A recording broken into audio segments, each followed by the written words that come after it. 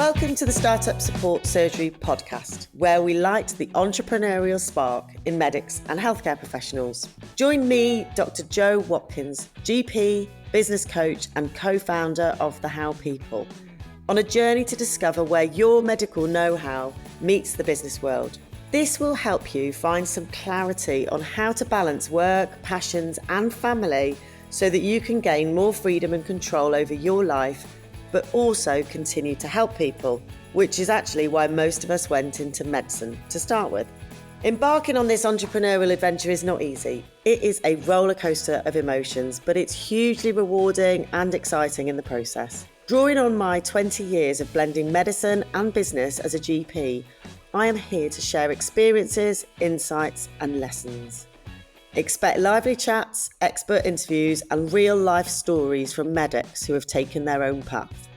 Let's break free from traditional healthcare norms and explore more innovative ways of making a real difference to people's health and well-being, along with paving the way for a brighter future for us as healthcare professionals. Oh, don't miss my free PDF called From Stethoscope to Startup, which is an 11-page guide in the show notes full of practical help and advice.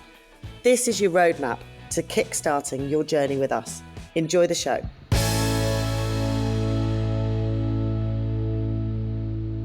So I'm delighted to welcome Dr. Andrew Threadgold to the podcast today. From a council estate upbringing to retiring from medicine at 46, Dr. Andrew Threadgold's journey is anything but ordinary. After earning a place at Barts and excelling in surgical and GP training, Andrew became a GP practice partner and clinical director of Out of Hours organisation. It was a career-defining challenge, as we will hear, a GMC investigation that really sparked his pivot into entrepreneurship. Andrew's going to tell you himself what the last 12 years has looked like. But in this podcast, Andrew really shares the raw, unfiltered insights on building wealth, overcoming adversity, and finding success beyond the conventional path.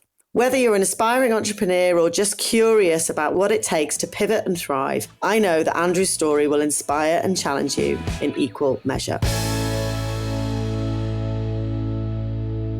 And the random fact that Andrew has shared with us today is that he used to be in a band called the Small Feces instead of Small Faces. Even I get that, and I'm not even into music. I can also rebuild and repair car engines, he tells me, having a car lift and a workshop at home. So welcome to the show, Andrew, /musician /car mechanic, doctor. Thank you for having me. Oh, thank you so much for coming, spending your time here this afternoon. I know there's going to be a lot that's going to come up here that's going to fascinate people. So thank you. Why don't you talk us through it? You've done an awful lot. It's a pretty impressive amount that you've done since your retirement at the age of, what did you say, 46? Talk us through it. Start wherever you like and fill us in. I'll give you this is a journey. I hate the word, but it's a path that's been going on for a long time. I started off on the entrepreneurial path after a GMC investigation, which I'm happy to talk about in as much depth as you want, which was in 2011, 2012. But from then to now, it's been a long, arduous journey with lots of mindset work and personal growth and personal development, which I'm actually properly into. Yeah. But if you want bullet points for the last kind of 12 months, what I've done in the last 12 months, just so that you know kind of where just starting small can lead to.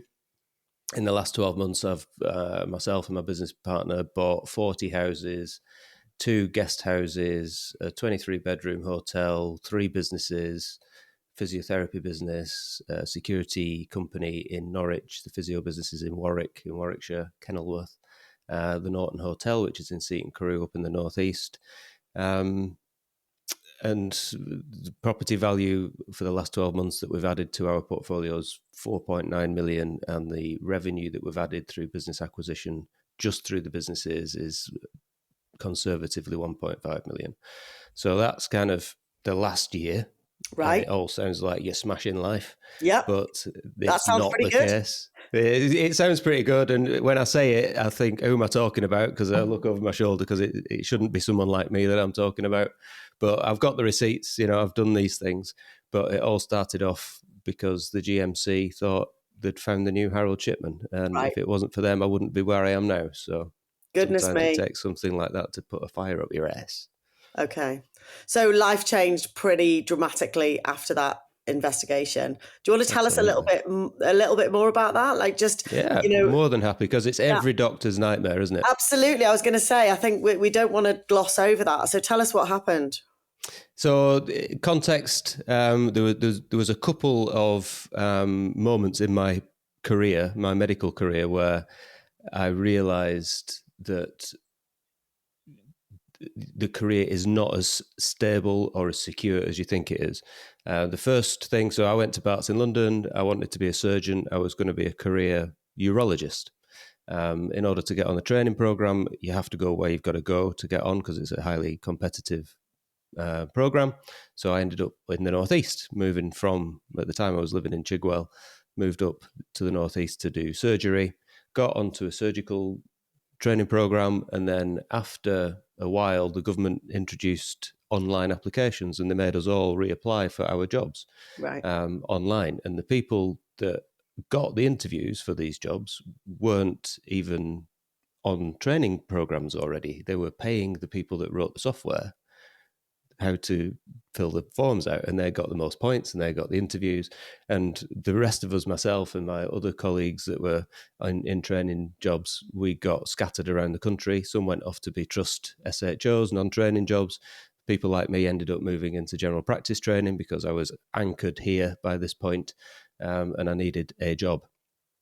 And then after 6 months, the consultants were like, well, where's Mr. Threadgold and where's Mr. Bales and when they realised that none of us had got interviews, the consultants walked out and the whole thing collapsed. And that was called the MTAS debacle, that Right. some people will have heard of, it, Medical Training and Applications Service. That was the first attempt at the electronic thing that everybody has to do now, but it was poorly thought out. And there was they call it the lost tribe of trainees at that point, because we all got disbanded basically.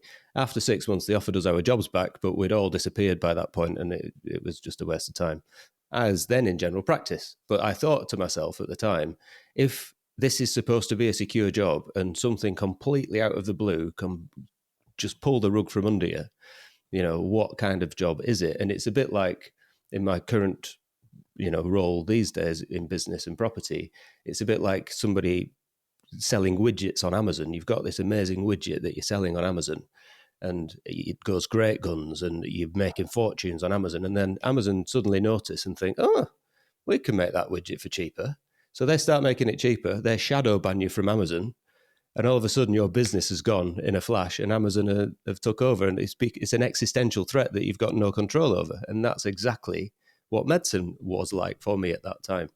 So I should have learned, really, but I didn't. And I went into general practice, blah, blah, blah, qualified, was a partner in a practice. And then Christmas 2011, I was in a funeral home. It was 2 days before Christmas, day before Christmas Eve, 2011. I went into a funeral director's in my lunch break because I was on call at the surgery to do a part one of a cremation form on one of my patients.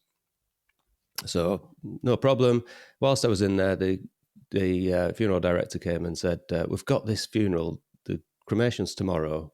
The part two doctor was supposed to come last week. He's not answering his phone. Will you do it? So I was like, okay. So I had a look at the form. 90-something-year-old, expected death, end-of-life pathway in a care home. Straightforward enough. Rang the part one doctor to talk to him about it. He was in the Christmas party, not to be disturbed. Rang the part two doctor, phone was switched off, just like they'd told me. So under pressure, busy Christmas on-call surgery, I thought, fuck it. So I signed the form, went back to the surgery, finished my clinic, rang the part two doctor again that evening to have a conversation with him, waived the fee, which at the time was about 40 quid, I think, waived the fee, rang the geezer, and he said, I said, hi, it's Andrew Threadgold, just letting you know about this cremation form at this funeral. He said, I've heard about you. They've told me that you've been filling my cremation forms out. It's not on, you can't go around stealing people's cremation forms. La, la, la, la, la. So long, kind of difficult conversation. It ended with him saying, look, it's obviously a mixed kind of message. a misunderstanding, forget about it. So I thought, fine, I've got better things to think about. So I left it, came back after Christmas into the new year, and I get a letter from the GMC that the Part 2 doctor had referred me to the GMC for signing cremation forms without following due process, because I hadn't spoken to him and the Part 1 doctor before signing it. Bang to rights. And then what followed was 18 months of abject misery, because the GMC investigated me in a way that I didn't think was possible. They wanted all my bank statements to see how many 40 quids I was making, because they thought, who is this fella?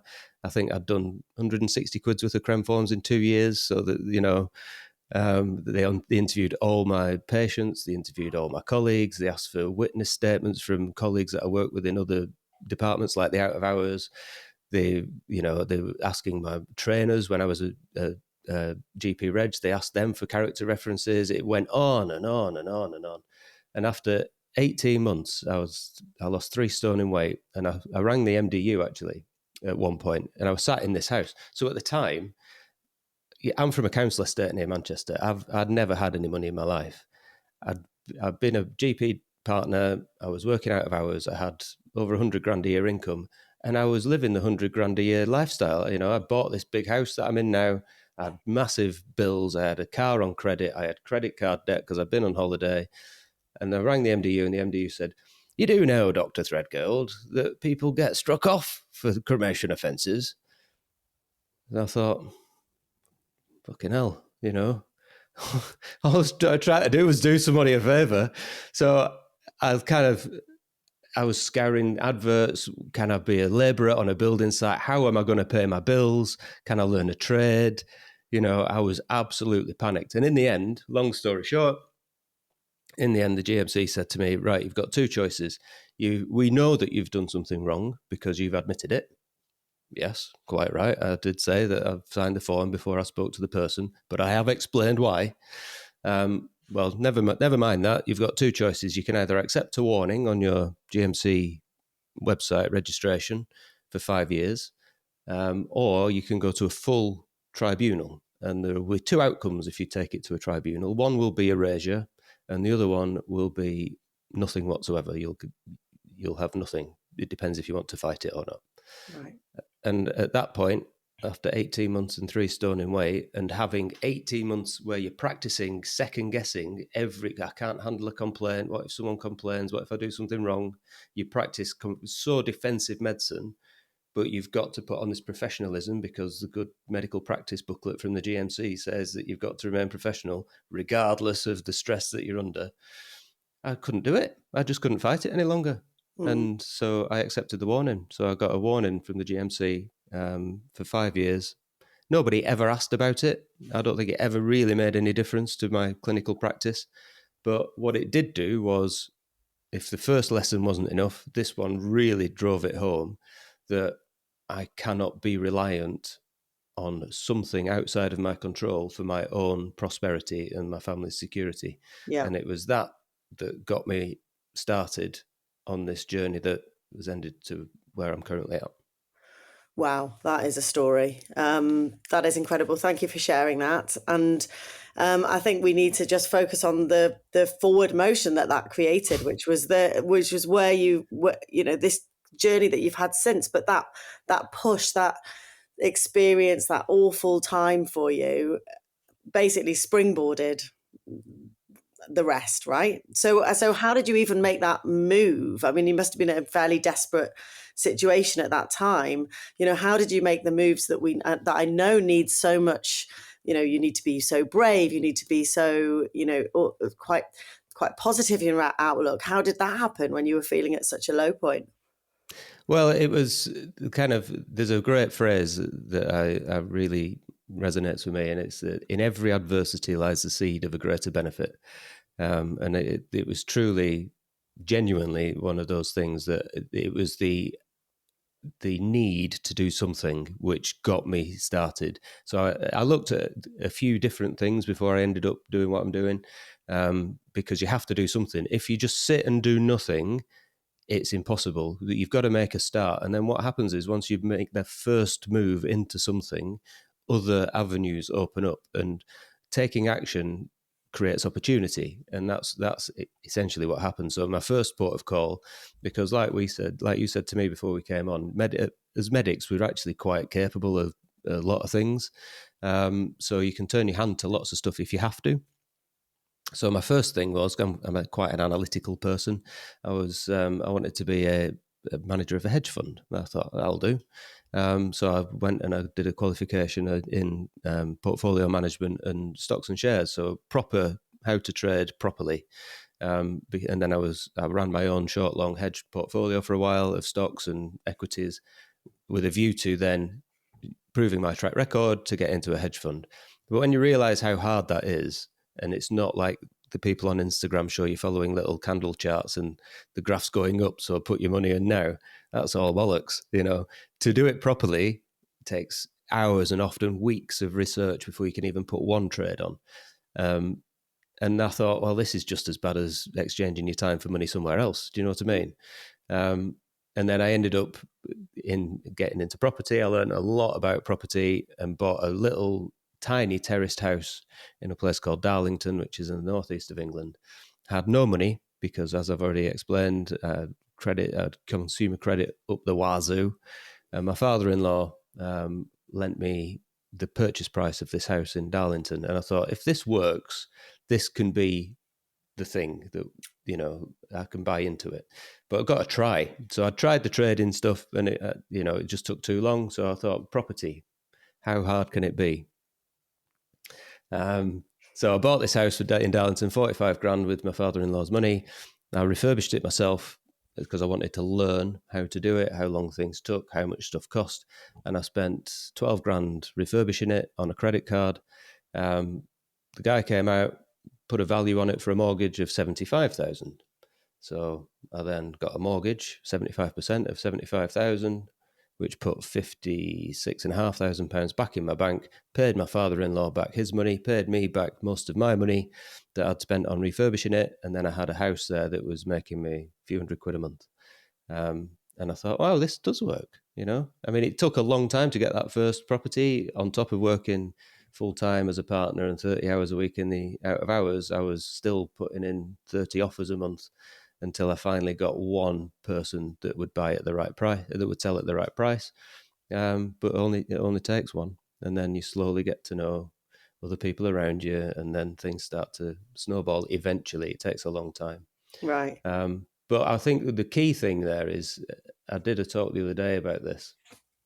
The key thing is that what really struck with me as I went through this process from the age of 40 to about 44 was that I always thought I was goal driven. And as doctors, we kind of have a goal to get our GCSEs and then our A levels, then get into medical school, then on the training program.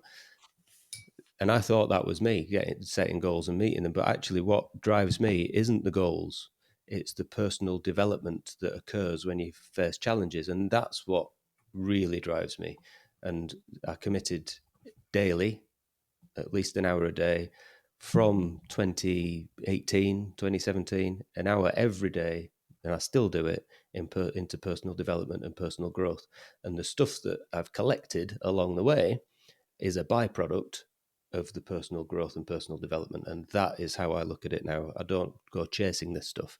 It just happens as a consequence of the personal development that I'm pursuing. I think that's priceless right there, because I think the other stuff, the GCSEs, the A levels, the degree, the training program, it's imparted on us, isn't it? And they're hoops that we need to jump through rather than goals to be on that trajectory. And I had a similar experience when we were away for a year, when we went traveling with the kids for a year. That's when I discovered personal development and growth and podcasts and books, and I just became totally invested in how I could improve what I was doing and how I wanted things to look for us as a family and for the kids, and work-life balance and all of this stuff just became a complete obsession. So I think I love the fact that you still allocate an hour a day to that, because we are, despite your first opening sentence of what you've done in the last 12 months, you're still learning and growing and changing as a person. Yeah, absolutely. Yeah. What's your biggest sort of personal? Who's your sort of go-to listen in that world? There's only one. There could only be one. Jim Rohn is mine. Right. Okay. If nobody out there has heard of Jim Rohn, you've probably heard of Tony Robbins, or Tony Bobbins, as I call him. He was everything. Him, Grant Cardone, Mel Robbins, all of them have all basically nicked Jim Rohn stuff, and they've just paraphrased it for a modern audience. Nice. But you can get all Jim Rohn's lectures and seminars on Audible. Quite often, a lot of them are on YouTube. Yeah. And even though it's old, and he sadly passed away, I think he passed away in the early 2000s, even though it's old stuff, it's still so relevant, and it's timeless, the stuff that he talks about. I'm going to link all of that up in the show notes. Brilliant. So let's go back a bit. Something I'd like to talk to you about. You talked about job security and medicine. Now, this is, we're recording this on the 4th of February 2025, and I think this last year has been unprecedented in that suddenly general practice has become a very unstable career ground. I think hospital medicine is altering, but certainly for GPs, it's never been like this before. I know many, many people, locums who have been, working regularly are now struggling to find work. How important is it for us as medics to have that kind of ownership and agency outside of the NHS, do you think, in this current climate? It's vital. I mean, there's two things about that, actually. The first thing is that my personal belief is that where we are in life today is a direct result of the choices that we've made so far in our lives. So you take ownership of your position as it currently stands, because it's only you that can change it. If you don't change it, you're at the kind of, you're like a twig floating on a stream, It's whatever it is that's floating you, which is the government and the Department of Health, they can move which way the stream is going quite happily, and you've got no say in it. So take ownership of your situation right now. The second part actually links into when I was under investigation from the GMC, because it was a cremation issue. The GMC made me do a lot of what's called restitution. So as part of, along that 18 months process, I had to do, it's like repeating your history homework over and over again. You had to do reflective, big long essays about, why you're a bad boy and what you've got to, why it'll never happen again. And, it really was cumbersome. But what happened along that point was I did a lot of research into the Cremation Act and the history of it, and also the Shipman inquiry, because they obviously thought, cremation form, Harold Shipman, and that's how that must have been a trigger somewhere in the GMC's kind of annals to, if someone does a cremation form wrong, they'll get you for it. And when you look at the NHS England documentation around the Shipman inquiry, there is, I can't get it off the top of my head, but I remember reading it specifically, that the Department of Health outcome from the Shipman inquiry was that the partnership model of general practice was not fit for purpose, and they would actively look to disband it. And that was when the Shipman inquiry was done. So all this conspiracy that you hear all the time about general practice, they don't like partners and all the rest of it, and the model is flawed, it's not conspiracy. They've actually said it themselves. It's just, it's never been publicized, but it's there if you take the time to go and find it. So and it's of no surprise to me. Time. How long ago was that? The Shipman inquiry? Yeah. The Shipman inquiry was mid-2000s, wasn't it? Yeah, so we're talking 20 years. Yeah. Okay. Yes, so taking control and ownership of our choices. And I think, the decisions that we make today are going to shape our future. So make them good ones, make them count, but make them thought through, actually giving yourself that time. And I make sure I do that with anybody that I work with, whether it's one-to-one or within the program. It's, actually, what are you trying to do? What are you trying to create? What do you want for your family? What do you want for your kids? And building that and going out there and making that happen yourself, because nobody's going to do it for you. And the thing that a lot of the time people will want to do this, but the Dunning-Kruger effect stops them, because people have this inbuilt certainty that they know what it takes to do something. And the Dunning-Kruger effect, for those that don't know, is it's a psychological principle where the less you know about something, the more you think you know. So it's a bit like, people that are training to do exams. You might think, oh, I'll just need to do a week's revision and I'll pass this exam. But as soon as you start learning, you realize, Jesus, there's so much more I need to learn before I can pass it. And the realization hits. And so when people sit there think, I'd like to do, I don't know, property, people think, I know how to buy property, it's cash or it's a mortgage, and people do buy to lets. But that's less than 0.1% of property. And until you get going and pursue it and take an interest in it, it's only then that it opens up for you. So a lot of people don't even start because their brain tells them that they already know what the outcome will be, but they've no idea what it entails because they've never tried. Now that's fascinating, because I see that all the time, and so many people say, God, I had no idea what this world of entrepreneurship, personal brand, starting, using your expertise and helping people in a different way. I had no idea what that involved until I was 6 months, 12 months, 18 months, sometimes 2 years down the line of, it's that the things that we are not able to even understand that we don't know yet until you step into that world and immerse yourself in that world. That's when the learning starts, isn't it? Like you said, with property, but I see it all the time with all sorts of different businesses. And I think property sometimes for me feels totally out of range because of the costs involved. We had a holiday let property that was we bought it and we sold it. And it was a very transactional buying and selling, because that's all I've ever seen. My parents weren't really into property. Yeah. I don't know anything about property. I had a conversation, episode 15, with a doctor called Dr. Annie Paget. She did exactly what you did. I know Annie. Do you know Annie? Yeah. Yeah, I know Annie. So, exactly the same thing. Somebody else's money, somebody who believes in you and puts their money in your hands, and you've gone out there and built this property empire as a result. So that is hugely possible for people. There must be pitfalls along the way. You must have had some horrendous, there must have been bad things happen. I know that this is not going to be a straight line story. Yes, lots of bad things. From the first build that you do, like I tried myself to renovate a house. I can't plaster and I can't render, but I tried myself. It didn't go very well. So but the risk at the time is relatively small. It's my father-in-law's money that I'm spending that is at risk, but relatively compared to the stuff I deal with these days, it's much smaller. Nowadays, last September. So one of the strands to our business is that we do lots of quite big developments. We take a house, take the top off it, add another story, make it amazing inside. And we also have the region's only truly accessible properties for people with disabilities to come on holiday.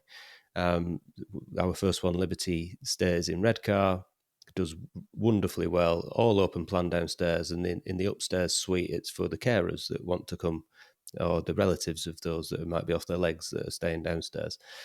So we did another one last year, big detached bungalow on half an acre of land, took the top off it. The full shooting match was 6 weeks away from finishing.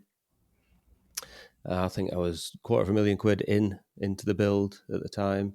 The knock on the door from a travelling man, shall we say, asking if it was for sale. No, it's not for sale, thanks. The next day, got called back to the house and it was in flames. The place had been attacked by arson. So then you think, well, I'm insured. So we cordoned everything off. They tried to set it on fire another twice afterwards. No CCTV because it's in the middle of the countryside. Neighbours couldn't see anything. The fire brigade couldn't find anything. Forensics couldn't find anything except that they'd also torched my... I had a pickup truck that had gone up in smoke as well. And then the insurance came out and said, oh, well, you've had work done here, have you? Did we know all about this work? Yes, you knew all about it. Oh, well, we didn't quite know about that joist that you put in there. Well, that's because that's not new. That's just a replacement of an old one. Yeah, but you didn't tell us about that, so we didn't fully understand what we were insuring, so we're not going to pay. So there's a 200 quid development with no insurance, effectively, because the insurance companies, the industry standard is that only 35% of all major claims actually get paid. But I didn't know that until I learned this. Wow. So the insurance industry is another topic. Yeah. And then in the end, we were deciding, well, what do we do? Do we rebuild it? And we had it on a bridging loan as well, and it was towards the end of the bridge, so it's accruing costs every month and massive fees if you want to extend the bridge and rebuild it. So at our own cost, rebuild it again, one option. Option two is fight the insurance company, and they said, yes, you can appeal, but our standard operating procedure is that it's 24 months before we need to reply to you. And you have to mothball the site until we get back to you. And at that point, we'll let you know whether or not we will pay or not. So do we leave it for 24 months, costing money every month and the fees and all the rest of it, or do we sell it? We actually thought, because I really care about this disabled property stuff that we do, and it's fabulous, really so close to my heart. And we thought, right, we'll rebuild it, we'll take the risk, and we'll increase the security, because by this point we own a security company.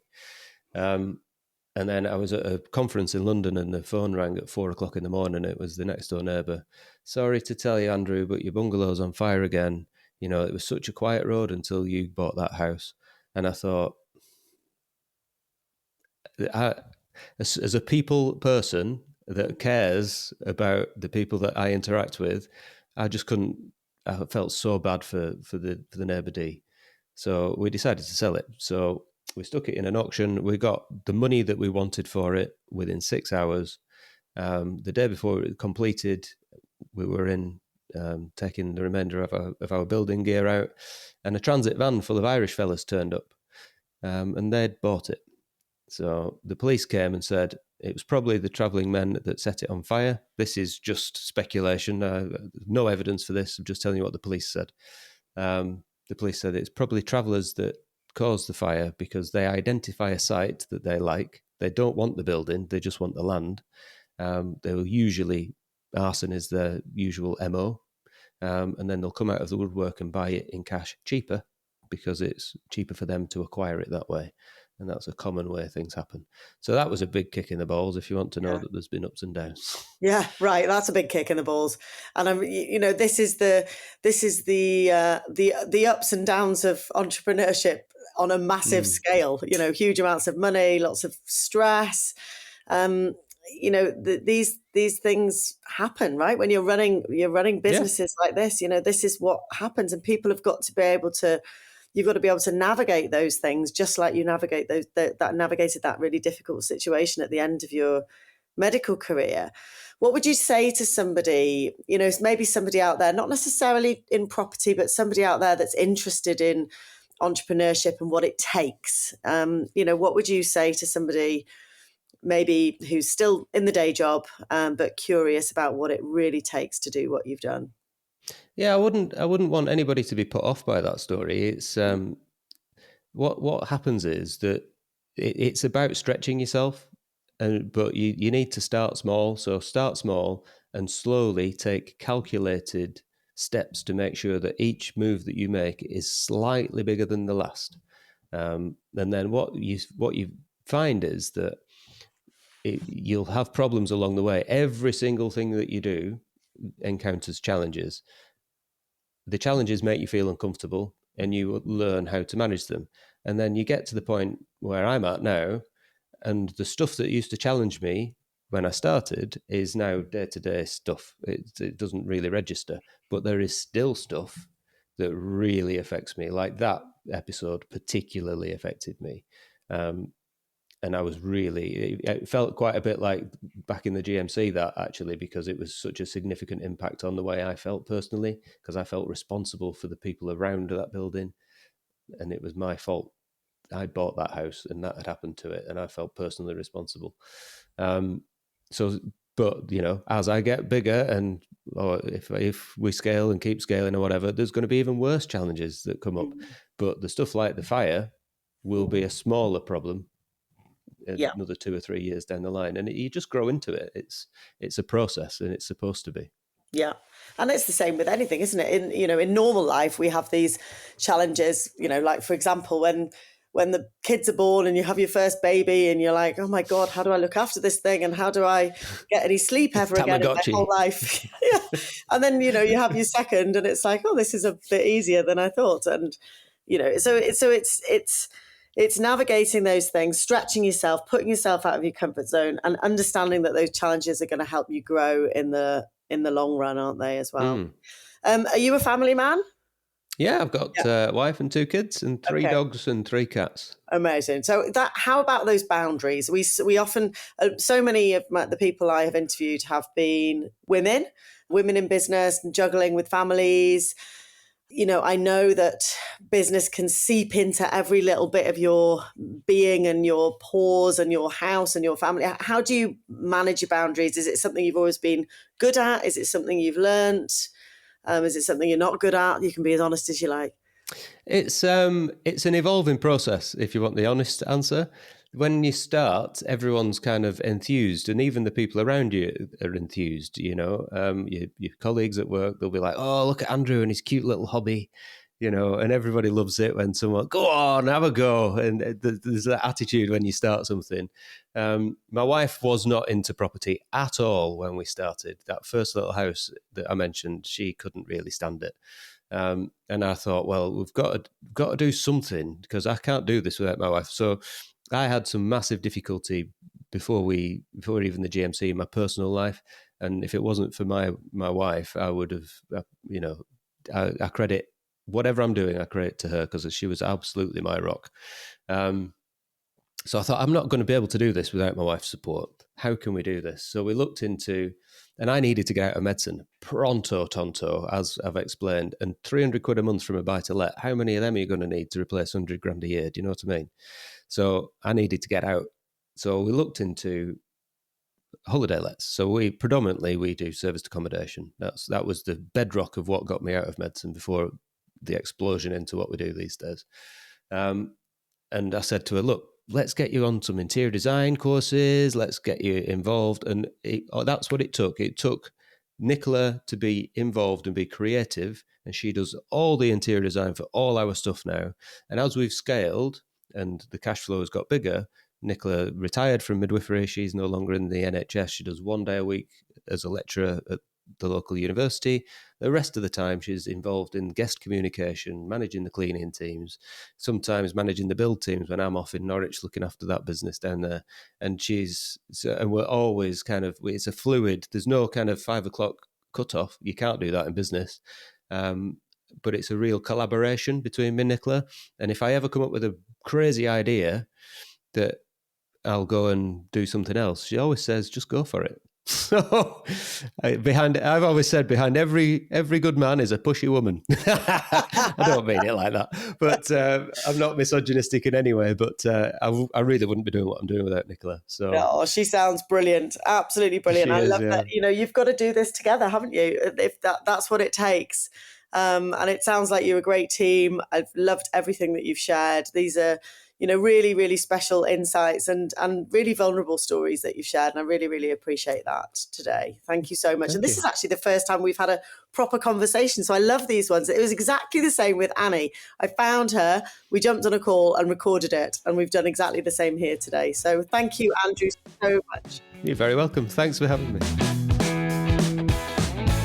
I hope this episode has sparked some new ideas or challenged your thinking. Transitioning from medicine to business is not easy. It's about adapting our skills while embracing the unknowns of entrepreneurship.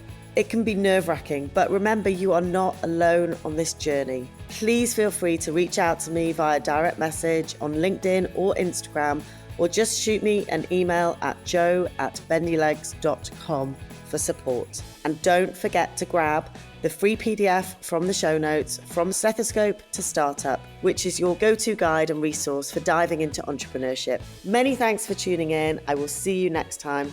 Thanks for spending your precious time with me.